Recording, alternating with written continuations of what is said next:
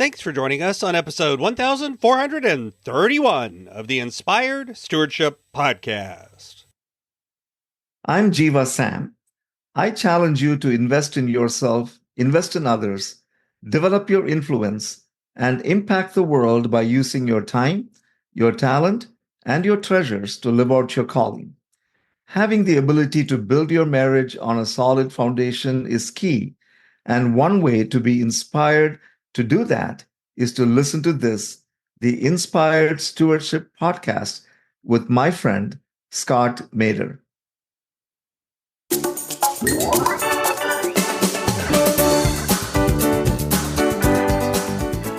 I think the impact that I aim to see, whether it's with the marriage mentorship, whether in my years as a pastor, or in mentoring people in the business realm, is transformation. That's a transformation that they experienced actually was not just for them, but it was the transformation that they could then transmit. Welcome and thank you for joining us on the Inspired Stewardship Podcast.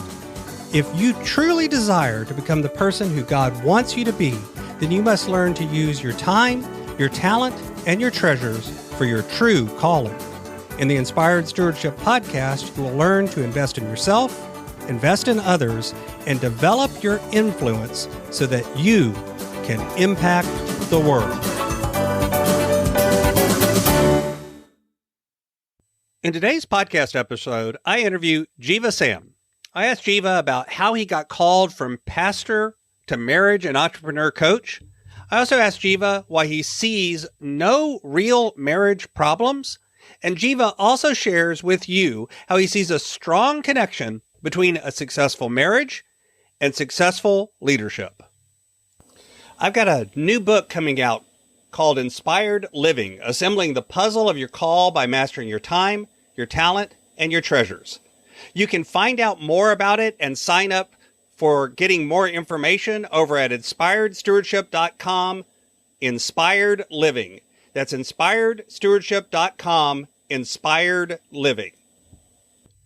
Pastor Jeeva and his wife, Jeeva Sam, are marriage mentors and the #1 international best-selling authors of The Unbreakable Marriage, where they share details of the process they use to guarantee breakthrough for married couples facing breakdown, often in as little as 10 weeks. Jeeva served as a pastor for over 35 years, and the Sams celebrated their 40th anniversary of their arranged marriage in August of 2023. They are parents of 3 married children and grandparents of an adorable baby boy, and they live in the Nigeria region of Canada. Welcome to the show, Jeeva. Great to be with you, Scott. Absolutely. I'm happy to have you here today.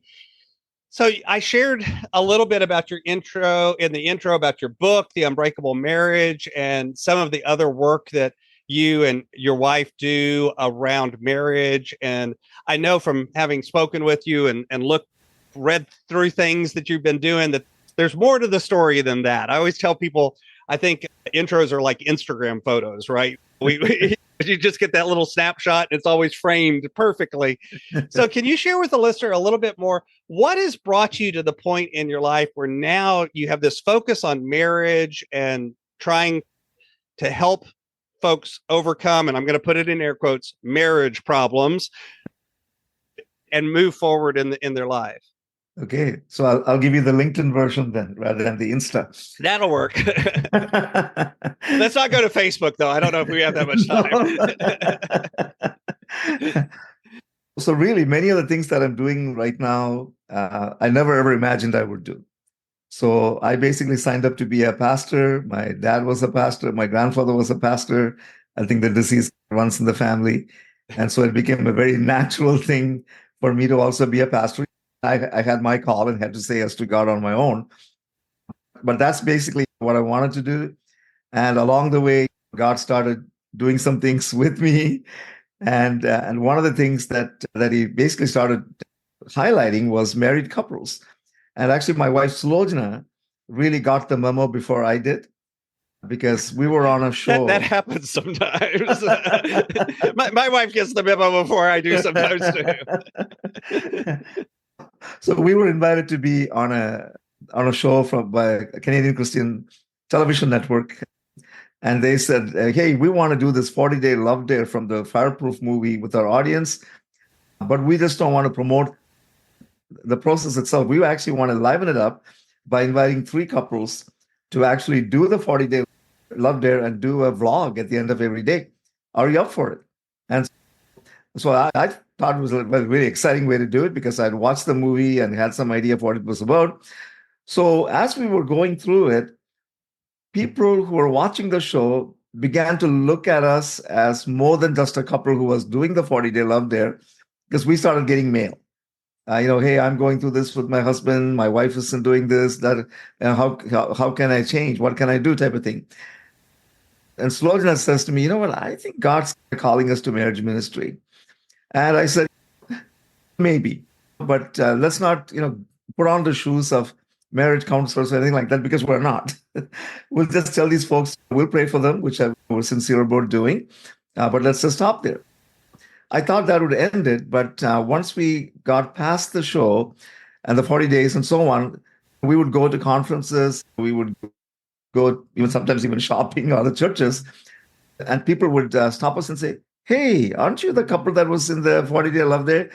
Yes, that's us. Okay. And so it's okay. Slojana saying, you know what? I think that's God's reminder that we need to do something. And I said, Slojana, the last thing we want to do is to work with couples who are in distress, because trust me, they'll suck the life out of you. So let's not go there. And so, she left me alone like a good Indian wife would. And then we were going along. And then God started doing something else in my life. He started bringing to me people who were in business, people who were high achievers in the sales world and startups and so on. And they started asking me if I would come alongside them. Like one even said, can you become a consultant?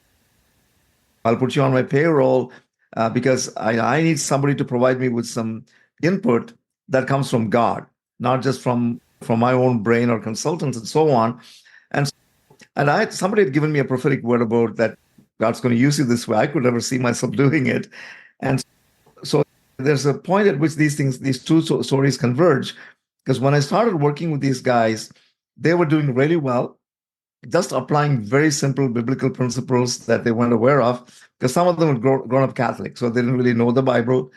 But it seemed like after a while, they were all hitting this wall or a ceiling.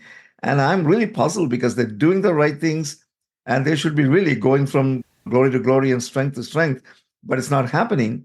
So one day in my quiet time, I'm just asking the Lord, what's going on? And I just heard him say very clearly, ask each and every one of them about their marriage. And when I asked them about the marriage, every one of them admitted that they had stress, they were not on the same page. There were some things that had happened, and they had not forgiven each other for some things and so on. So at that point, a light bulb went on that maybe I do need to take this call to marriage seriously. Again, I just dragged my feet. I didn't do it right away until a few months later, I started getting some 911 calls from a number of these guys all at the same time and said, listen, you guys have some marriage experiences. You have a good marriage as far as we can tell, and you need to help us. So at that point, I said, okay, Holy Spirit, I think you got me, painted into a corner. I give up. I give in, and I'll do this. So that's how the whole journey began, with this intersection of the business world, the church world, and especially with relationships and marriage. Mm-hmm. So a couple of things that I wanted to follow up on and ask about. You at the beginning, you said you had that call to being a pastor, and you stood up the other work you're doing, almost as something different. Do you see the work you're doing as an extension of the pastoral work you're doing, or is something really different than what you used to do? Yeah. One of the primary images that the Bible uses for a pastor is that of a shepherd. Mm-hmm. And so in a way, like I'm in that shepherding role, even though I'm not in a congregational setting. I think once you have that pastoral anointing, if you will, or calling on you, then you continue in it. Like that's why we often joke that like pastors never retire. You just continue pastoring somebody else in a different setting as you go along. And so, yeah.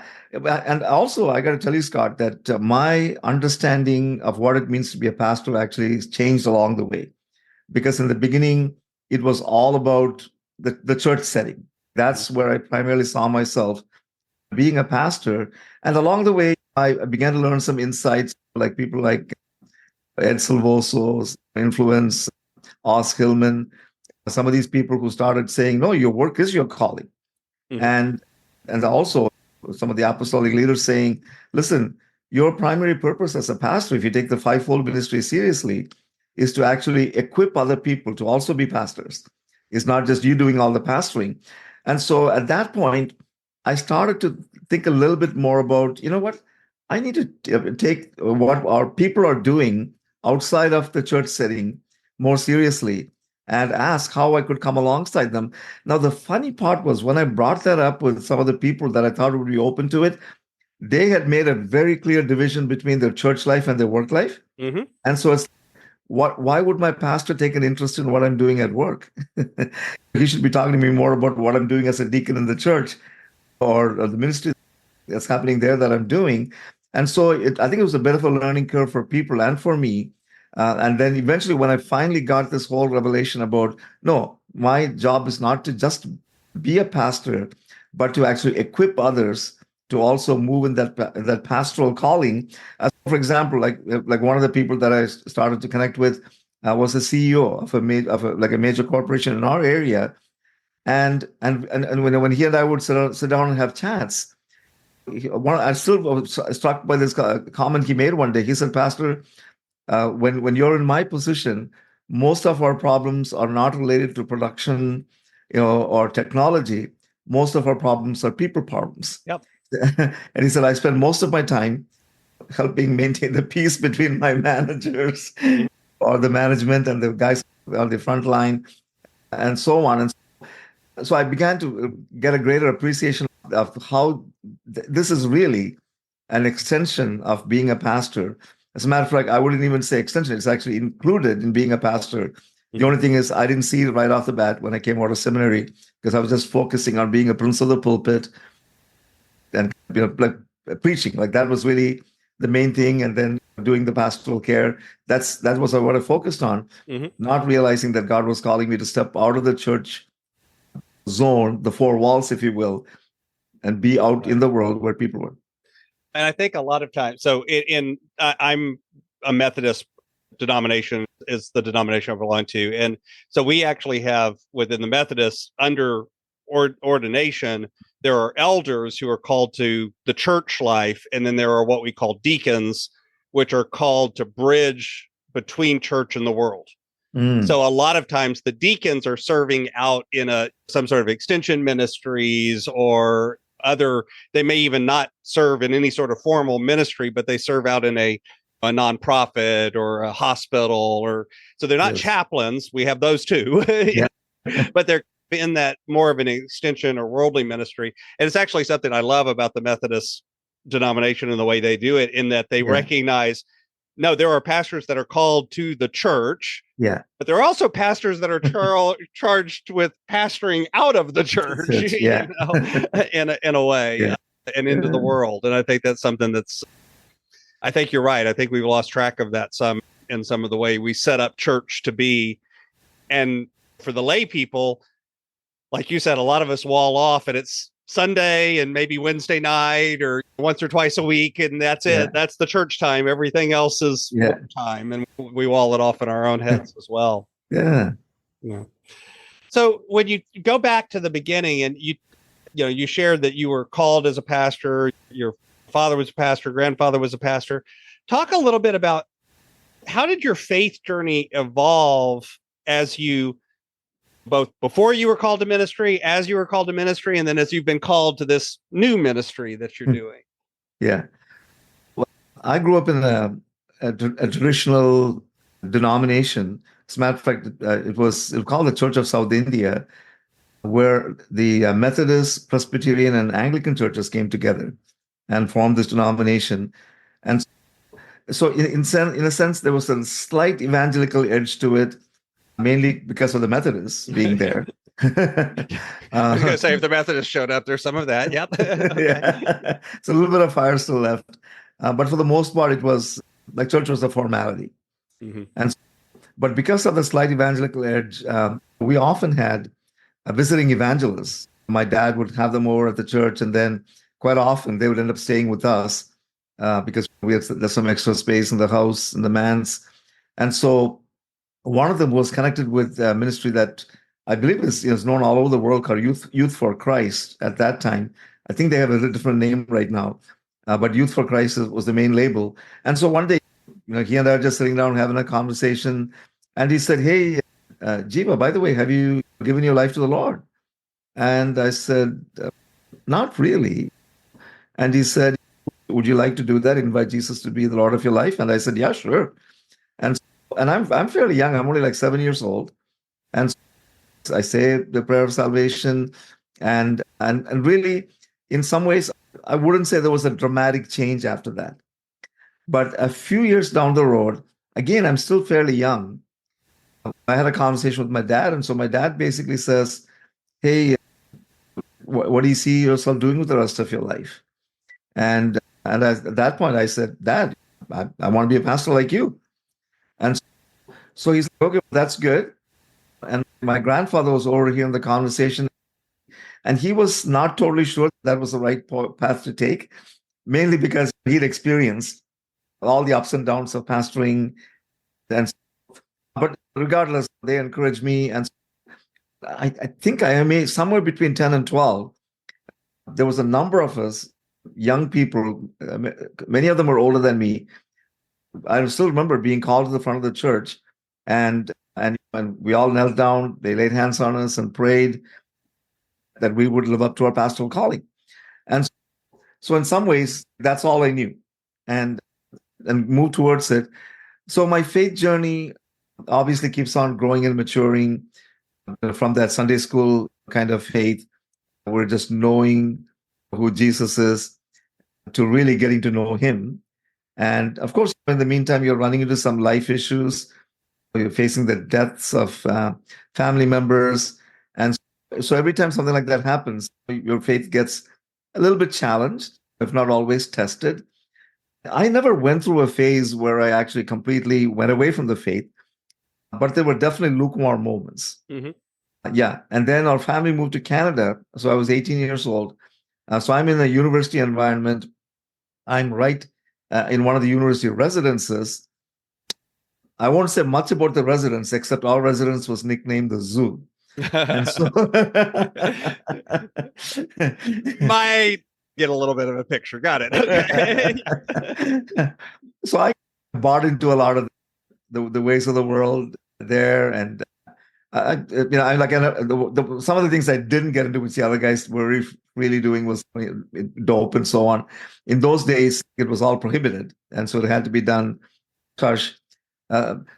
So there was a time when I would say I was not totally walking out my faith, even in the context of being in residence. But then as you get close to the end of university, and even at that time, I had already pretty well made up my mind that God had this call to ministry, so I need to grow in there. And so that's when I really began to study the Bible more, develop more of a prayer life, and also, of course, then you go to seminary. You're immersed in that. Another good thing about I went to a denominational seminary. Actually, there's probably quite a bit of similarity between the Methodist Church and the United Church of Canada, at least at that time. And so there were a lot of some of the professors would openly challenge us, on some of our beliefs, and just to force us to think through them, and almost rebuild your faith on a more solid foundation. And so I went through that time of shaking, and then you're also getting exposed to all sorts of theologies that you never heard in the congregational setting, like liberation theology, for example, was really coming into prominence at that point. Feminist theology, and so I had exposure to all of these, but my evangelical roots always would win out. And so I was open-minded to listen to everybody, but I did not embrace everything as part of my theology. And So of course, eventually come to a place where faith without works is dead. So how do you express your faith in what you do, whether it's in the context of the church or outside the church? And so I began to explore. Then, of course, as I mentioned a while ago, when I had that kind of revelation and awakening, then I began to focus more on how do you bring your faith to bear when you're outside of the parameters of the church, not necessarily the perimeter, but the parameters of the church, and like what does that mean? What is that all about? And so one of the things I found out was as I started engaging more with people who were either not Christian or people who were nominal Christian, who were not afraid to ask the tough questions, Mm-hmm. then that actually ended up deepening my faith even more. Right. Yeah. Yeah. Sometimes if you hang around people that all believe the same thing that you do, then you don't have to examine those beliefs. But when you get out into the place where maybe somebody believes a little differently, now you have to at least examine your beliefs. Doesn't mean you'll change them, but Yeah. it at least causes you to examine them again. Yeah. So when you think about the work that you do now with the marriage mentorship, and you talked about a lot of it came to you through the work you were doing with entrepreneurs and leaders and CEOs and those sorts of folks, what do you see as the connection between a successful marriage and success in the other forms of your life and vice versa? What's the feedback connection between those two things? Yeah. So it's one of the ironic things, Scott, that these days we hear a lot of talk about mental health and how mental health affects your productivity. And so companies are very aware and making available to their employees ways to relieve their stress, to address any anxiety they may have, to prevent them from sinking deep into depression. And in some ways, there are very tangible, visible signs and symbols when somebody is having some challenges with their mental health. Now, what I believe is equally serious is relational stress. The only thing is relational stress doesn't show up in quite the same way. And but what I've found from working with couples, I was working with some of these high achieving people, mostly men actually, is that their relational stress does indeed take a toll on where they are going in terms of their business. Because even though it is not maybe in their face quite as much, it's inside of them. And so on the one hand, so for example, the way that some of them cope with it is they throw themselves heart and soul into their work, into their business, and try to spend very little time at home. They become workaholics, and sometimes the workaholism then leads into other form of addictions as well. Isms. Other isms, yeah, exactly, yeah. And really, so these are all really outworkings of relational stress. And unfortunately, like sometimes, like we live in a time when in many cases, husband and wife each have their own career paths or have their own businesses, or even if one is home, their hands are full as well if they have children and so on.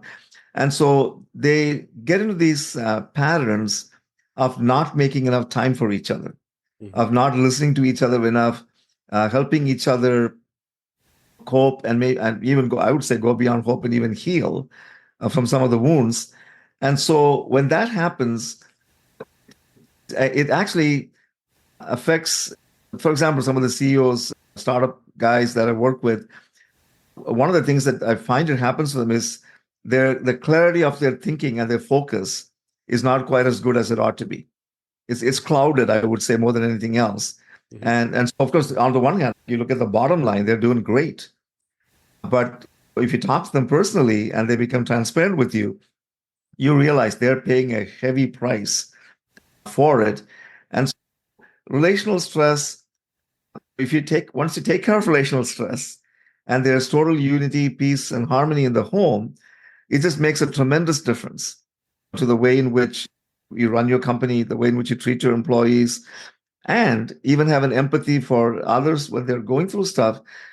For example, like one of the things that I've sometimes seen happen is when relational stress is not addressed among the workforce, especially at the management level. I think it seems to be a little bit more prevalent among managers because they have a fair bit of stress that is work related. On top of that, you throw some relational stress. They will grit their teeth and go through it because they have to, because there are quotas to be met, deadlines that need to be honored, and so on. And so they won't take time away, or they won't even come to the boss and say, I'm having some trouble at home. Then all of a sudden, one day, it's like, you know what, I got to take the next 3 weeks off. Like my wife and I, my husband and I, we're having a really difficult time in our marriage. And now all of a sudden the boss is caught off guard. It's like, no, I can't lose you for 3 weeks. You can't do that to me. Well, see that's the way relational stress impacts what somebody does in their workplace, and especially in leadership. And so again, like even though I was not in the business world, I had the exact same thing happen to me in the church realm. Because at a certain level, I'm a pastor, but it's also your career, and so you get so focused on growing your church and maintaining certain levels and so on that my marriage, my wife was being neglected. And finally, actually, we have a committee in the United Church system, and I had one at that time called the Ministry and Personnel Committee. And a member of the committee called up Slojana and said, hey, can I come and have coffee with you? And she said, like, how's your marriage? And Slojana said, I hardly see Jeeva. He's always at the church doing meetings, or he's out visiting people. And so that lady came to me and said, listen, here's what she said to me, which was very interesting because she read the psychology of my mind immediately. She said, you must not feel guilty about taking time off from church work just to be with your family, and especially Slojana.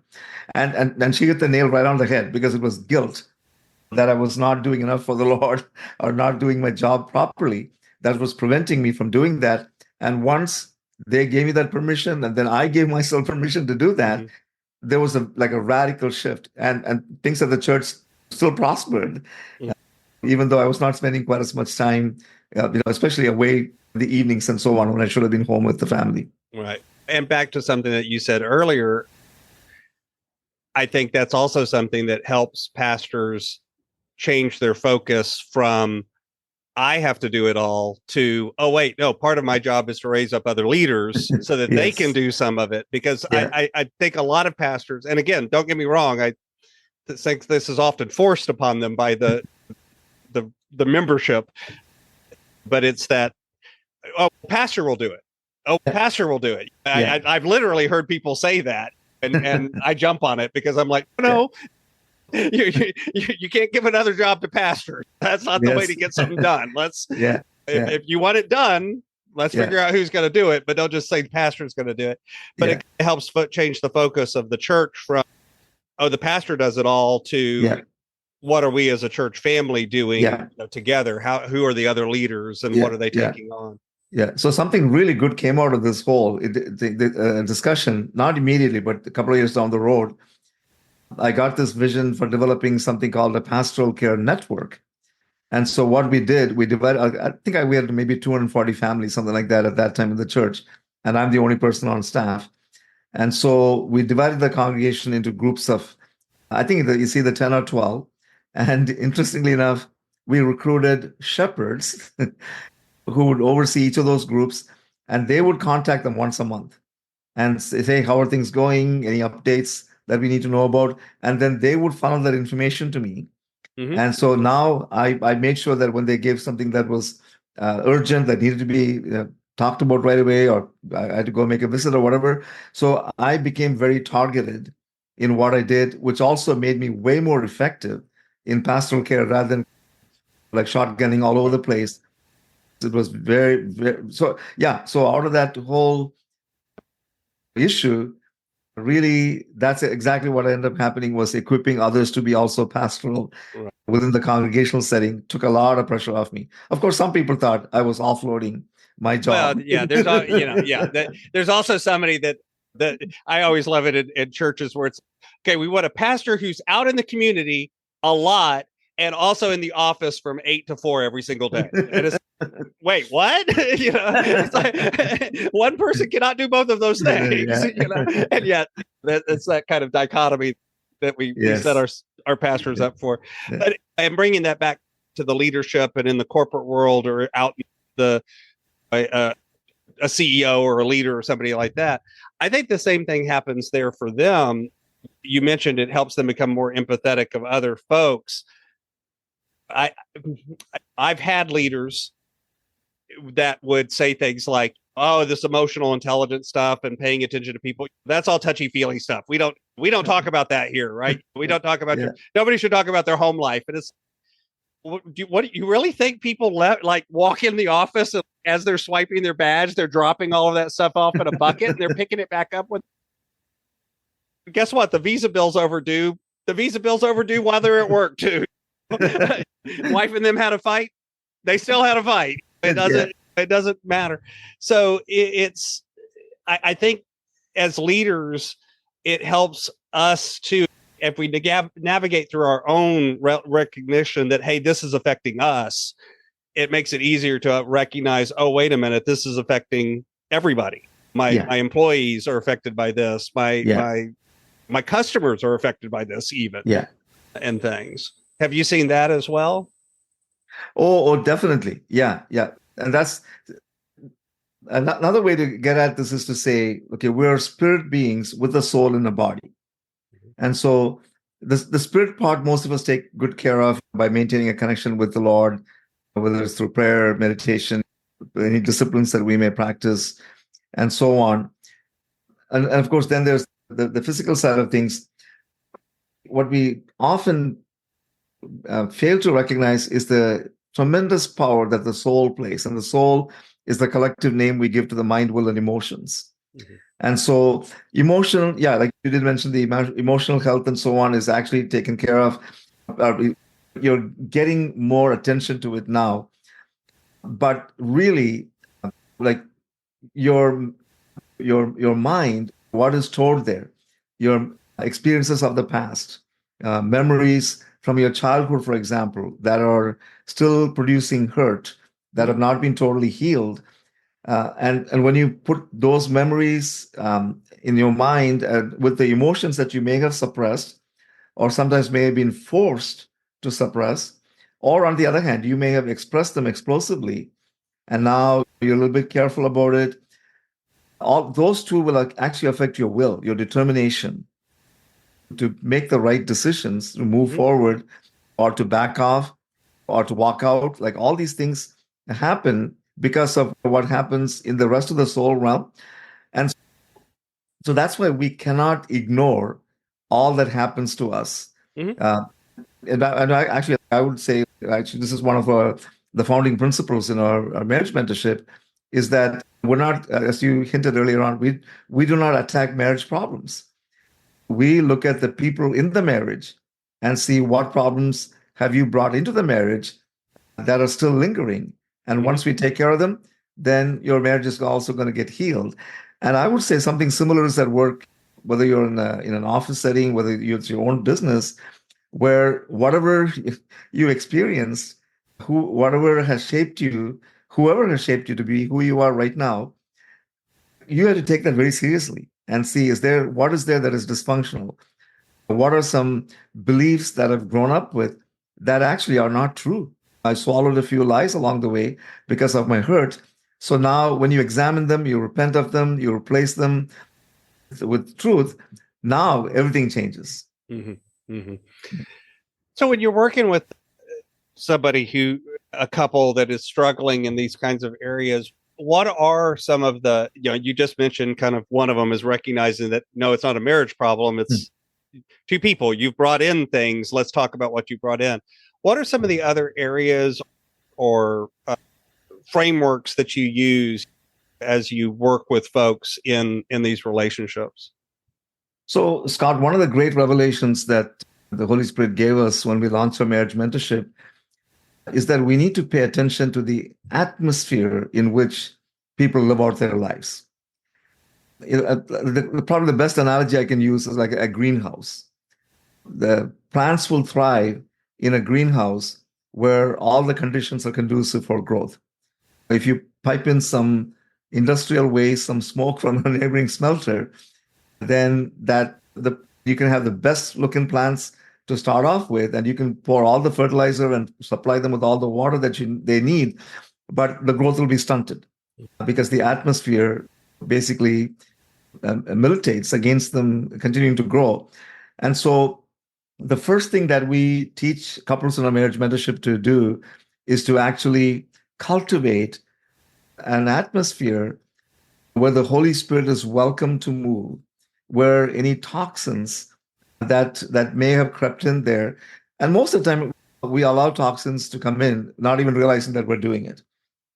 Mm-hmm. And so in the beginning, we don't begin with introspection. We begin by basically pouring into the atmosphere something. So, for example, one of the disciplines that we teach is gratitude. Gratitude is a powerful way in which you can completely shift the atmosphere in your home, in your marriage, because you're focusing on what God is doing and what God has done, not on what is not happening, which is where our minds often will tend to dwell. And even some simple habits like praying together as a couple, which, by the way, I read a very interesting and sobering statistic that 85% of pastors do not pray together with their spouse. They all have their own prayer life, so they're doing great that way.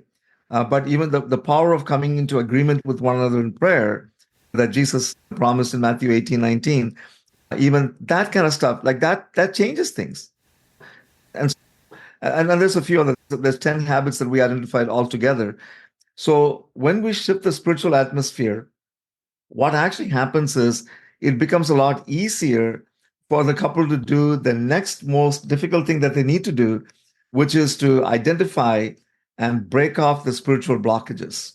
Mm-hmm. So this is where, for example, and this as well as I do, a lot of the past hurts, the key to healing is forgiveness. Mm-hmm. And quite often we're reluctant to forgive. I think often because of a faulty understanding of forgiveness. Because just because we forgive, we're not excusing the offender of what they did. People think forgiveness means that you're letting them off the hook, quote unquote, and exactly. that's not actually what it means, but that's what it feels like sometimes. Yeah, exactly. Yeah. And so once you forgive, you're the one that now is set free. The other person may never.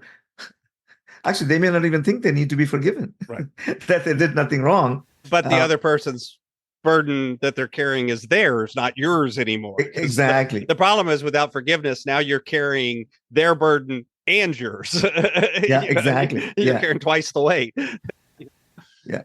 So we take them through this whole second block of removing spiritual blockages. And sometimes, not just sometimes, quite often we find that this is something that we actually have to invite someone else who's more trained in that kind of ministry to work with that couple and take them really deep. So sometimes that could be 10, 15, 20 hours with each person. But once they go through that process, like one of the processes that we use, the ministry that we use is called Restoring the Foundations. And when people go through that, then it just cleans them right out. Because they begin to identify, again, it's the help of the Holy Spirit that they do this, like some of these, what they call ungodly beliefs that they grew up with, negative expectations, where do those come from? And then replacing them with godly beliefs and expecting the best. And so once they get past that, now we find that we can teach them how to communicate properly, how to resolve conflict, how to your big emphasis on stewardship of time, stewardship of finances, the sexual connection, setting boundaries, all these kind of things. They're now at a point of not only listening to them, but receiving them and applying them. Because before, they may have actually known the same things that we teach in terms of some of these areas, but before they couldn't apply them. They'll start applying them and a big fight would break up. And now all of a sudden it's okay. Their hearts are softened and they don't have the old demons all of a sudden showing up and messing things up. And so now they're actually able to apply them. And not only do they get the breakthrough, now they're able to walk in that breakthrough from that point onwards.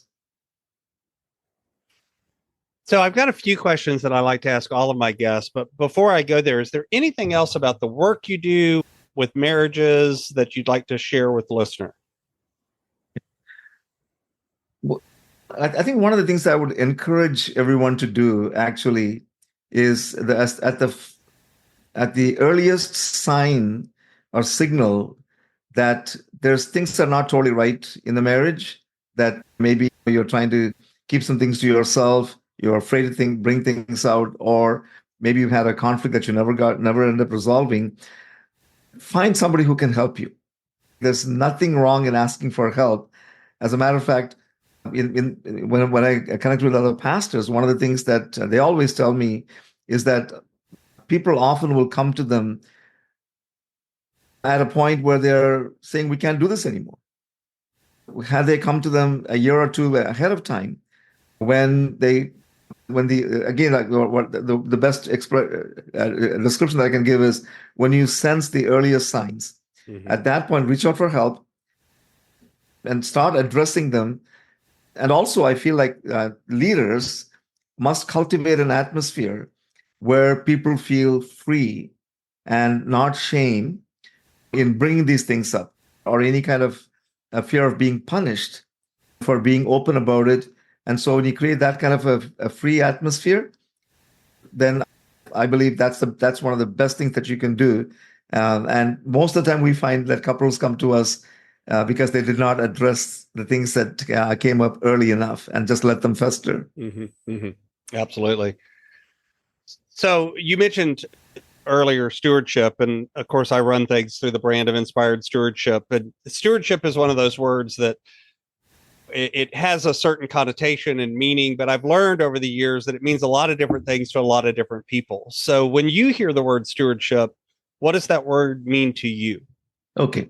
So first of all, to me, the most fundamental thing about stewardship is that everything belongs to God. And so stewardship means we're given the responsibility of doing with what God has given us, what he has entrusted to us, to live our lives. And stewardship involves, of course, our time, our talents, our finances. And of course, as time goes on, we begin to realize that the stewardship of time is a very valuable asset, because you never get it back. And so it's to be responsible with God has entrusted you. But one of the things that I had to get over, this was from my early days, you asked about how your faith grows through the years, is that tithe is the Lord's and the rest is mine. No, 100% is the Lord's. And I'm thankful for the privilege of giving him the 10% that he's recommending. And so it's a fundamental shift that I need to make along the way. And so when I take that seriously, that it's like I have this boss who's given me this job, and I'm being judged on how I do the job. That's the way I got to look at my whole life. This is a gift from God, and how I spend everything that is given to me, my time, my energy, my talents, my gifts, and even the responsibilities in the context of marriage, family, raising children, and now being a grandfather. All these are all encompassing in stewardship. So this is my favorite question that I love to ask everybody. Imagine for a minute that I invented this magic machine. And with this machine, I could pluck you from where you are today and transport you into the future, maybe 150, maybe 250 years. But through the power of this machine, you were able to look back and see your entire life, see all of the connections, all of the ripples, all of the impacts you've left behind. What impact do you hope you've left in the world? I think the impact that I aim to see, whether it's with the marriage mentorship, or in my years as a pastor, or in mentoring people in the business realm, is transformation. That's a transformation that they experienced actually was not just for them, but it was a transformation that they could then transmit to their family, to their enterprises. So it goes way past their lifetimes. And the fact of the matter is, they may never be able to trace it back to me. And to me, that's not the point. It's not about getting credit for it. but knowing that maybe a seed that you planted, maybe the 3 months that you worked with a couple, or the year that you spent mentoring someone made a difference to their lives, but then it kept on carrying over. The blessing kept on going past from generation to generation. Mm-hmm. So what's on the roadmap? What's coming next for you as you continue on this journey? Okay. So a couple of years ago, again, in my quiet time, I felt God say to me, this was right after we published our book, actually. And he said, I want you to use the content of what's in that book to save 50,000 marriages from divorce in the next 5 years.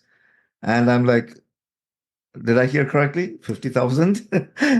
Because we only take on 2 or 3 couples at a time, and we cannot do that. So immediately I knew that this is not something for us to do on our own, that we need to, first of all, train other people to also do the marriage mentorship. And so we immediately started doing that. And then through a whole series of circumstances, we ended up with a booth at a wedding show where couples are coming to make sure they got the right photographer, the videographer, the flowers, and all this kind of stuff. And there we stuck out like a sore thumb saying, by the way, what happens the day after you're married? By the way, we're here to talk to you about the fact that your marriage isn't all going to be roses. Yeah, I'm sure that goes over real well. And of course, like most couples very openly say, no, we don't have any need for marriage preparation. We already know each other. We've been living together for 4 years and knew each other for 6 before that. Everything we need to know about each other, we can handle everything together and so on. So it's, you know what? Hey, that's awesome. Would you kindly take this card with you and put it somewhere safe? Because in case you need us down the road, just know that there's somebody available for you. But all of a sudden, it's like the Lord opened our eyes to see that part of that vision of that 50,000 marriages being saved from divorce begins before people get married. Mm-hmm. And so if they can get off to a good start, or even if they just had some tools. So to that group, we basically promote our book as like a marriage in a box, essentially, that any situation you run into, you can look it up there and there'll be some way that you can go through it and come through it, more importantly. And so to me, that's our next project really, is to refine that, because when we do the marriage mentorship, we expect couples to make a 12-week commitment to us, and then another 3 months of 12 weeks, meaning 12 weeks of meeting with us weekly and so on, and then 3 months of meeting with us monthly, so 6 months altogether. In the premarital stage, we can't expect that kind of commitment. And so the strategy that we're using right now is, let's help you do an assessment of where your relationship is at before you get married. And we know they won't follow up with anything before marriage unless something really serious crops up in that assessment. But afterwards, we're again exploring some models of how can we make it possible for them to keep in touch with us, continue to reach out to us, receive from us, and so on. But yeah, so that's next on the go. Awesome. And you can find out more about Jeeva and the book, The Unbreakable Marriage, and the processes they use over at the SAMS, SAMS.ca for Canada. Of course, I'll have a link to that over in the show notes as well. Jeeva, anything else you'd like to share with the listener? Okay. I think one of the things that I would want to tell everybody is that, especially those of you who are married, God brought you together for a purpose. There was a dream on God's heart for you, not just the dreams that you carried in your hearts. And your marriage covenant is first and foremost with God, and then with each other. And because it's a covenant you made with God, God is firmly behind this covenant and behind your marriage, and He will move heaven and earth to make sure that your marriage lives up to its full potential. So whatever you do, don't give up too soon. Do whatever it takes. And when you do what only you can do, you watch as God does what only He can do. Amen.